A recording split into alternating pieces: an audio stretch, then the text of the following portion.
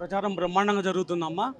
యాక్చువల్గా అసలు ఎవరు కూడా అపోజిషన్ నిలబడొద్దు. ఎందుకంటే ఇవాళ కాంగ్రెస్ పార్టీ 125 సంవత్సరాల కాంగ్రెస్ పార్టీ, ఇది మన దేశానికి స్వాతంత్రం తెచ్చిన పార్టీ. అందులో మన ఈ యువకుడు అనేటువంటి నవీన్ యాదవ్ మేము వింటున్నాం, ఎన్నో మంచి పనులు చేశారని చాలామంది చెప్తున్నారు. అయితే నేను ఒకటే ఏమంటున్నా అంటే, ఎవరైతే మంచి పనులు తీసుకున్నారో వాళ్ళు క్యానో చేసే చాలు. వాళ్ళ ఇంట్లో వాళ్ళు ఎట్లా డెఫినెట్గా ఓట్లు వేస్తారు. వాళ్ళు ఒకరొకరు 2 ఓట్లు వేస్తే బంపర్ మెజార్టీతో నవీన్ యాదవ్ గెలుస్తారు. మంచి పేరున్న నాయకుడు, మా యువకుడు. అయితే ఇంకొక పెద్ద ప్లస్ పాయింట్ ఏంటంటే, ఇప్పుడు అపోజిషన్ పార్టీకి బీఆర్ఎస్ బీజేపీ వాళ్ళకు ఓటేస్తే ఏం లాభం లేదు, అది మురికిలేసినట్టే. ఇవాళ కాంగ్రెస్ పార్టీకి ఓటేస్తే ఇవాళ గవర్నమెంట్ మాదున్నది. ఏ పనులున్నా కూడా ఈ అబ్బాయి పనులు చేయించగలడు, వీళ్ళ పనులు క్షణాలలో అవుతాయి. సో ఈ జుబ్లీహిల్స్ వాసులకు ఇది ఒక కొత్త అవకాశం. నవీన్ యాదవ్ని గెలిపించుకొని వాళ్ళ పనులు చేయించుకోవడానికి మంచి అవకాశం. సో మన 10 సంవత్సరాలు చూసాం. సో మనం చెప్తున్నారు, నేను కూడా నిన్న తిరిగిన, అన్ని మురికి కుంపలు అట్లే ఉన్నాయి. 10 ఏళ్ల పాలన మురిగిపోయింది. ఇప్పుడు నవీన్ యాదవ్ ఈ టేకప్ చేసిన తర్వాత, మా గవర్నమెంట్ వచ్చిన తర్వాత 150 కోట్ల బడ్జెట్ తోటి మొత్తం పనులకు శాంక్షన్ అయిపోయినాయి. వాళ్ళు అడుగుతున్నారు మమ్మల్ని, సార్ ఇట్లా ఇవన్నీ ఇట్లా ఉన్నాయి, మోరీలు ఉన్నాయి, అట్లనే ఉన్నాయంటే మేము చూపిస్తున్నాం, మీరు చూడండి శాంక్షన్ చేయించినాం మేము అని చెప్తుంటే వాళ్ళు సంతోషపడుతున్నారు. 2 సంవత్సరాల పాలనలో మరి ఎలాంటి అభివృద్ధి జరగలేదని చెప్పేసి విపక్ష పార్టీలు ఆరోపిస్తున్నాయి. విపక్షం అంటేనే పక్షం చూపిస్తారు వాళ్ళు. మన సో వాళ్ళు నువ్వు ఎంత మంచి చేసినా కూడా, బంగారు పళ్ళెంలో పెట్టినా కూడా వాళ్ళు బంగారుది గ్లాస్ తీసుకురాలేదు అంటారు. సో వాళ్ళది ఎప్పుడు మనం నమ్మొద్దమ్మా. ఇవాళ మనం ఒక్కటి చూస్తే మహిళలు ఫ్రీ బస్ ఎక్కుతున్నారంటే ఎంత సంతోషపడుతున్నారంటే, ఇప్పుడు అది అయిపోయింది కదా, అరే మహిళలకు 2500 ఎప్పుడు ఇస్తారు బై అంటే ఇది అయిపోయింది కదా, ఇప్పుడు ఈ అపోజిషన్ వాడు ఇది ఎప్పుడు అంటారు.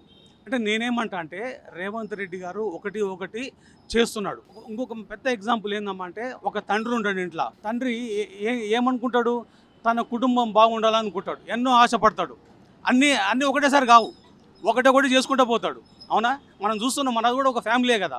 సో అట్లాగే రాష్ట్రం కూడా ఒక ఫ్యామిలీ. సో రేవంత్ రెడ్డి గారి మీద ప్రెషర్ పెట్టి చేస్తే లాభం లేదు. ఆయన ఒకటి చేసుకుంటూ పోతున్నాడు. నిజమైన తెలంగాణ ఒక 3 సంవత్సరాలలో తేలుద్ది. అంత బ్యాక్గ్రౌండ్లో చాలామందికి తెలియదు.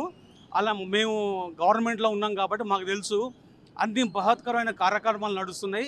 3 years తర్వాత Hyderabad is going to be one of the best city in the world. Not in Hyderabad, not in Telangana, not India. ప్రపంచంలోనే ఒక పెద్ద అగ్రమయ రాష్ట్రంగా అభివృద్ధి చెందబోతుంది. చూడమ్మా, ఒకటేంటంటే సమస్యలు లేని రాష్ట్రంగా ఈ రాష్ట్రాన్ని ముందుకు తీసుకుపోవాలని రేవంత్ రెడ్డి గారు అహర్నిశలు పనిచేస్తున్నారు. అది మనమంతా చూస్తున్నాం.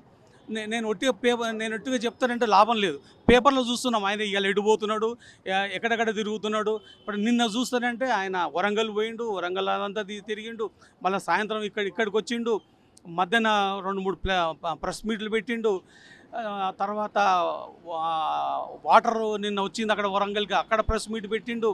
అక్కడ ఇమ్మీడియట్గా ఏం చెప్పిండు, అక్కడ చాలామంది కబ్జాలు పెట్టిర్రు.